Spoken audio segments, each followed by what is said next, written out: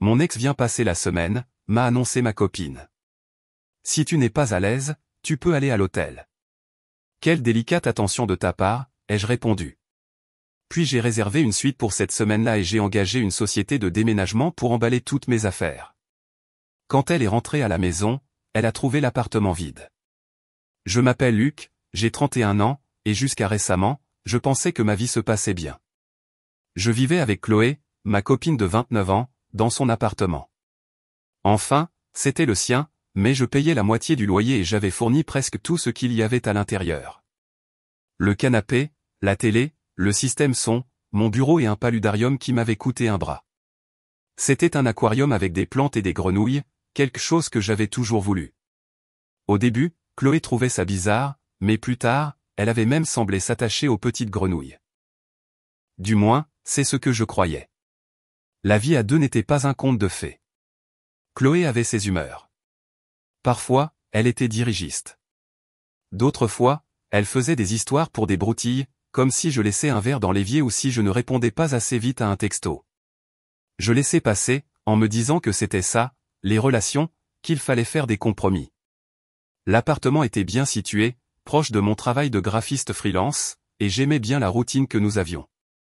Mais si je suis honnête, j'avais déjà remarqué quelques signes que les choses n'allaient pas aussi bien que je voulais le croire. Tout a explosé un mardi soir. J'étais sur le canapé en train de vérifier les emails d'un client quand Chloé est entrée avec ce sourire qu'elle arbore quand elle veut obtenir quelque chose. Elle s'est assise à côté de moi, un peu trop près, et a lâché la bombe. « Luc, il faut qu'on parle. » J'ai levé les yeux, m'attendant à une idée folle comme repeindre les murs d'une autre couleur ou adopter un chien. Mais ce qu'elle a dit m'a glacé le sang. Joachim, mon ex, vient en ville la semaine prochaine. Je lui ai dit qu'il pouvait rester ici. J'ai cligné des yeux, essayant de comprendre. Joachim, son ex, ce type dont elle parlait parfois avec un ton qui me hérissait le poil, allait maintenant loger dans notre appartement, où je vivais et payais la moitié de tout. Rester ici, ai-je demandé, en essayant de ne pas hausser le ton. Et où est-ce qu'il va dormir? Sur le canapé, a-t-elle dit comme si c'était la chose la plus normale du monde. C'est juste pour une semaine. Ce n'est pas grave. Une semaine. Mon ton est sorti plus sec que je ne le voulais. Chloé, tu n'as pas pensé à me demander? Elle a froncé les sourcils comme si ma réaction l'offensait. Je ne pensais pas que ce serait un problème. Ce n'est pas un inconnu. Si tu n'es pas à l'aise, tu peux aller à l'hôtel pour quelques jours. Ça a été comme un coup de poing dans le ventre. Aller à l'hôtel. Moi, dans ma propre maison où j'avais apporté presque tout ce qu'il y avait à l'intérieur. Je l'ai regardée, espérant qu'elle dirait que c'était une blague. Mais non, son visage était sérieux, presque provocateur, comme pour dire, si ça ne te plaît pas, c'est ton problème. Quelle délicate attention de ta part, ai-je dit avec un sarcasme qui lui a complètement échappé. Je savais que tu comprendrais, a-t-elle répondu avant de continuer comme si de rien n'était. Je n'ai pas fermé l'œil de la nuit.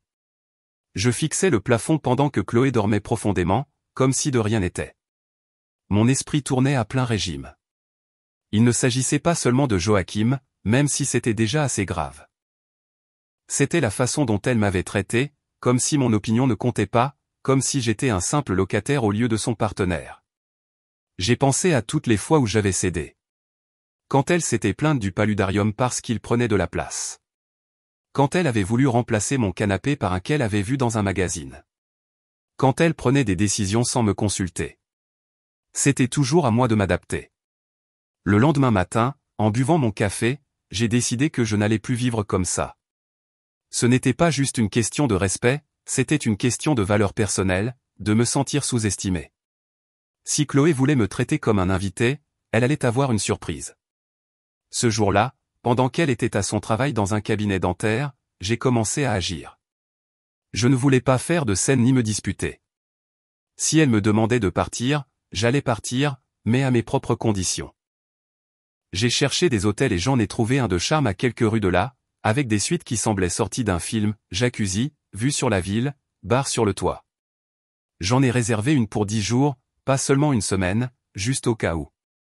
Le prix piquait un peu, mais j'avais des économies et quelques projets récents m'avaient mis dans une bonne situation financière. Je pouvais me le permettre. Puis est venue la meilleure partie, le déménagement. J'ai contacté une société de déménagement haut de gamme qui traitait vos affaires comme si elles étaient en cristal. Je leur ai dit que j'avais besoin de sortir presque tout de l'appartement rapidement et sans faire d'histoire. La femme au téléphone, Carla, était super professionnelle. Elle m'a dit qu'il pouvait venir dans 2 jours, pendant que Chloé serait au travail, et tout entreposé dans un garde-meuble climatisé jusqu'à ce que je décide quoi faire. Parfait. J'ai fait une liste mentale de ce qui était à moi, le canapé, la télé, le système son, mon bureau, ma chaise, le paludarium, mes livres, mes vêtements, même les tableaux que j'avais achetés en voyage. Chloé n'allait pas garder une seule de mes affaires. Si elle voulait un appartement vide pour son ex, elle allait l'avoir. Le jour du déménagement s'est déroulé sans accroc. Chloé est partie à 8 heures comme d'habitude. À 9 heures, les déménageurs étaient à la porte. Ils étaient 4, portant des gants comme s'ils déplaçaient un trésor. Je leur ai indiqué ce qui était à moi, que j'avais marqué avec des post-it la veille au soir. Le paludarium était l'objet le plus délicat. Ils l'ont emballé avec un soin qui m'a presque fait rire. Je leur ai donné pour instruction de l'emmener au garde-meuble climatisé, car je ne voulais pas prendre de risques pour les grenouilles ou les plantes. Les regarder travailler était étrange. D'un côté, je sentais une montée d'adrénaline, de l'autre, j'avais la boule au ventre. Je laissais derrière moi 2 ans de ma vie. Mais je ressentais aussi quelque chose de nouveau, le contrôle. Pour la première fois depuis longtemps, je faisais quelque chose pour moi, sans penser à ce que Chloé voulait.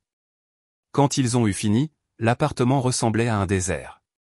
Le salon n'avait plus qu'une petite table basse que Chloé avait ramenée de son ancien logement. La cuisine ne contenait que le strict minimum, des assiettes et des verres qui étaient là avant que j'emménage. Dans la chambre, seul le cadre de lit restait, car le bon matelas était à moi. Comme touche finale, j'ai laissé un matelas gonflable dans le salon avec un mot pour Joachim, profite bien. Je n'ai pas pu résister. Je suis parti à l'hôtel avec une petite valise. La suite était encore mieux que ce que j'avais imaginé. Le jacuzzi bouillonnait. La vue était incroyable. Je me suis jeté sur le lit king size, j'ai ouvert une bière du minibar et j'ai trinqué à ma santé. Je me sentais libre, même si je savais que ça n'allait pas se terminer facilement. Je n'ai pas eu de nouvelles de Chloé avant le soir. J'étais au bar de l'hôtel en train de prendre un verre quand mon téléphone s'est mis à vibrer comme un fou. Des messages d'elle. D'abord, confus, où est-ce que tout est passé? Puis furieux, qu'est-ce que tu as fait de mes affaires? Et enfin, perdant complètement les pédales, c'est du vol, Luc. Rapporte tout ou je porte plainte. Je n'ai pas répondu. J'ai éteint mon téléphone et j'ai commandé un autre verre. Je savais que Chloé ne laisserait pas tomber et que sa mère, Monique, s'en mêlerait sûrement. Mais pour la première fois, je m'en fichais. J'avais fait le premier pas, et il n'y avait pas de retour en arrière possible. J'étais au bar de l'hôtel avec un whisky à la main, regardant les lumières de la ville. La liberté était incroyable, mais j'avais aussi un poids sur la poitrine. Il ne s'agissait pas seulement de quitter l'appartement ou de la dispute qui s'annonçait. C'étaient les 2 années de relation, les projets, les disputes, les bons moments, tout qui s'effondrait. Chaque fois que j'avais des doutes, je me souvenais de Chloé disant, si tu n'es pas à l'aise, tu peux aller à l'hôtel. Ça me faisait serrer les dents et continuer. Le lendemain matin, je me suis réveillé dans la suite avec le soleil qui filtrait à travers les rideaux.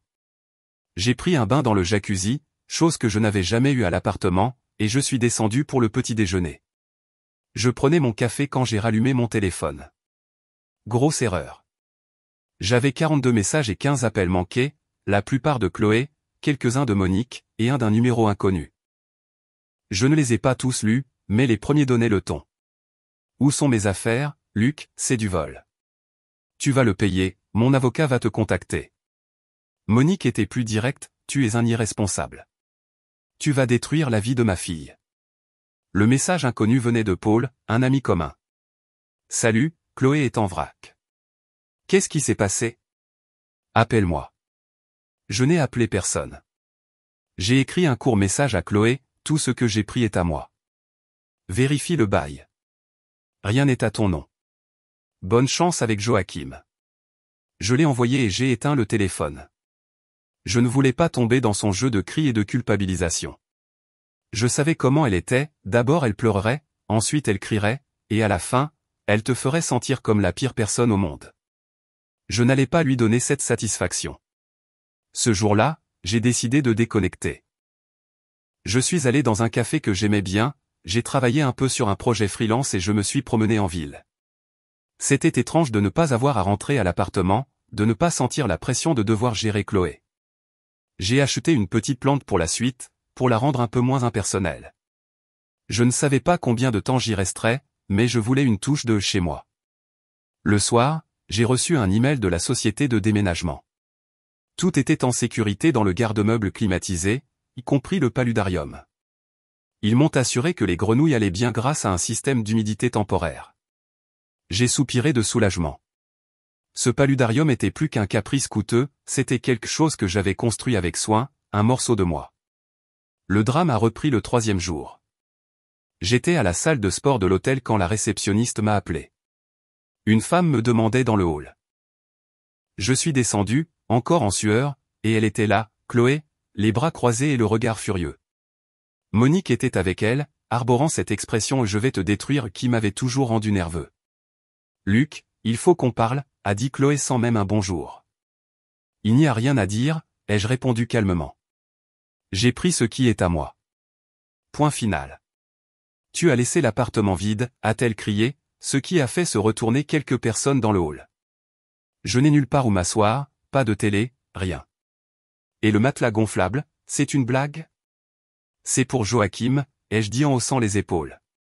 Tu avais dit qu'il dormirait sur le canapé, mais comme le canapé est à moi, j'ai pensé que ce serait une gentille attention. Monique s'est avancée en me pointant du doigt. Tu es tellement ingrat. Ma fille t'a ouvert sa maison et c'est comme ça que tu la remercies. Une maison où on me demande de partir pour que son ex puisse rester, ai-je rétorqué. Non merci. Chloé a essayé de dire quelque chose, mais je l'ai coupé. Si tu veux te battre, fais-le avec un avocat. J'ai les factures de tout ce que j'ai pris. Il n'y a rien à toi dans ce garde-meuble.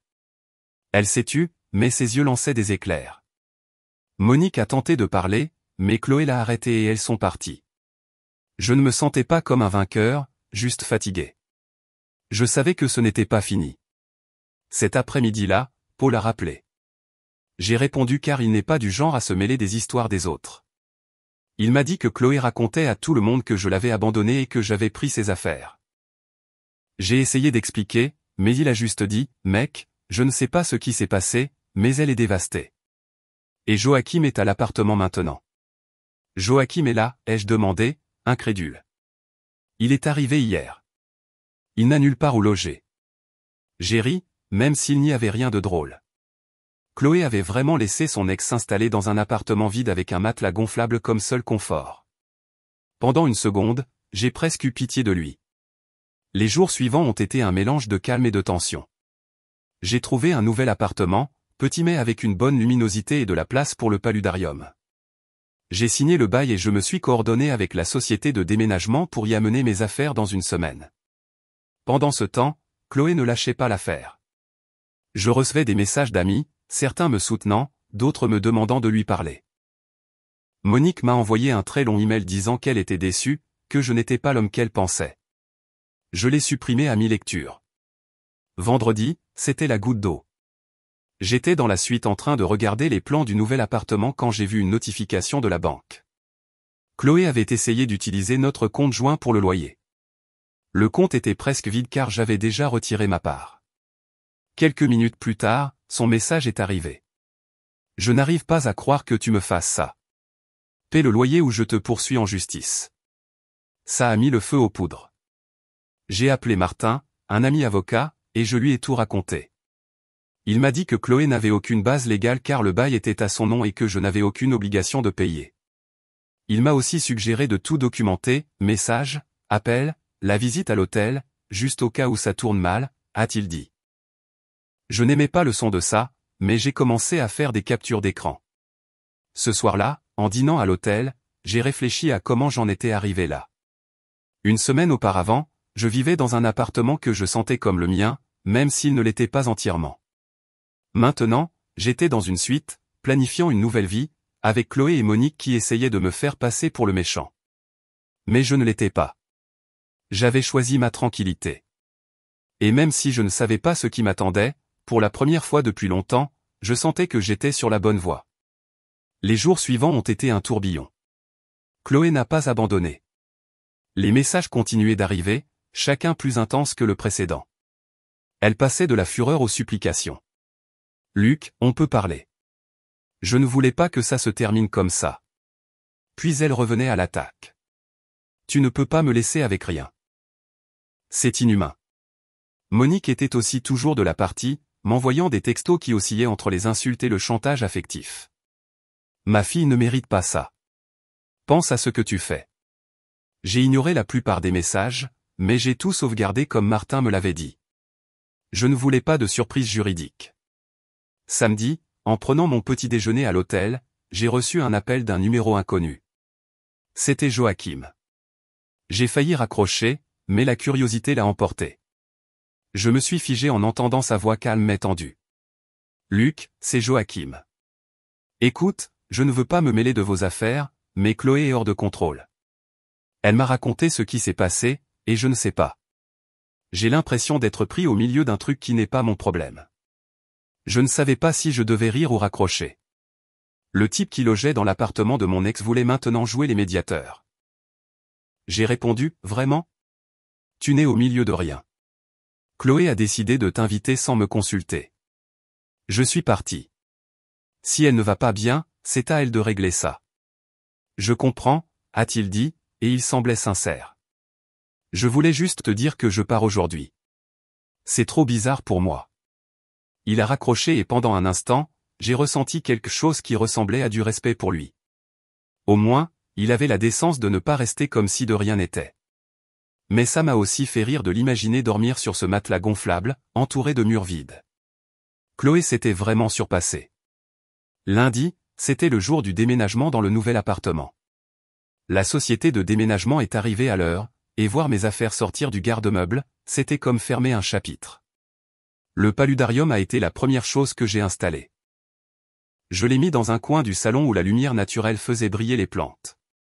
Les grenouilles semblaient heureuses, ou du moins elles ne se plaignaient pas. En organisant le reste, le canapé, la télé, mon bureau, je sentais que je construisais vraiment quelque chose à moi. Pas un lieu partagé où je faisais constamment des compromis, mais un espace qui n'était que pour moi. Le même après-midi, j'ai reçu un email de Chloé. Il était long, plein de reproches, mais il avait aussi un nouveau ton, le désespoir. Elle disait qu'elle ne pouvait pas payer le loyer seule, que l'appartement était invivable sans mes affaires, et que Joachim était parti au bout de 2 jours parce qu'il n'y avait rien de confortable. Elle terminait en me demandant de revenir, qu'on pouvait arranger les choses. Pendant une seconde, j'ai hésité, non pas parce que je voulais me remettre avec elle, mais parce qu'une partie de moi avait pitié d'elle. Mais ensuite, je me suis souvenu de toutes les fois où elle m'avait fait sentir comme un locataire, et j'ai supprimé l'email. Les choses se sont envenimées le mercredi. Je travaillais dans mon nouvel appartement quand quelqu'un a sonné à l'interphone. C'était un livreur avec une lettre recommandée.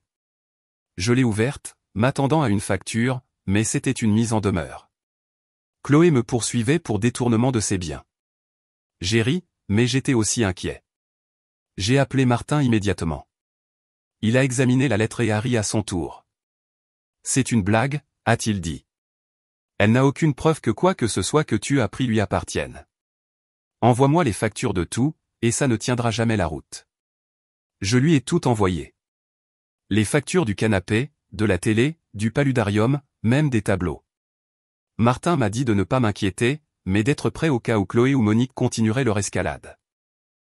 Et c'est ce qu'elles ont fait. Le lendemain, Monique s'est présentée à mon nouvel immeuble. Je ne sais pas comment elle a eu l'adresse, mais elle était là, criant à l'entrée comme dans un mauvais feuilleton. Luc, sors tout de suite.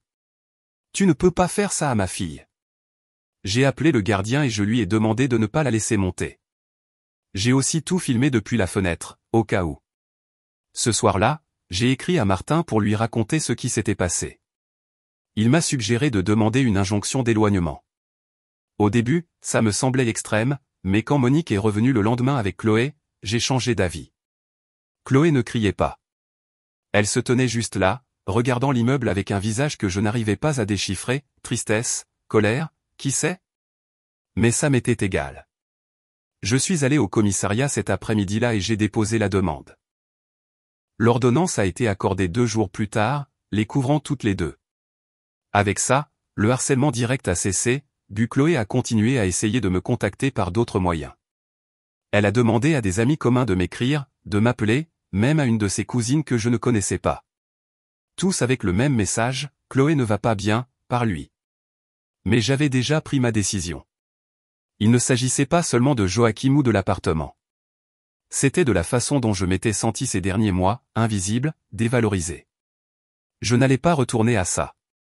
Une semaine plus tard, j'étais assis sur mon nouveau canapé, une bière à la main, avec le léger bourdonnement du paludarium en fond sonore. L'appartement prenait forme. Mes livres sur les étagères, quelques nouvelles plantes, un tapis que j'avais acheté juste comme ça. Je me sentais en paix.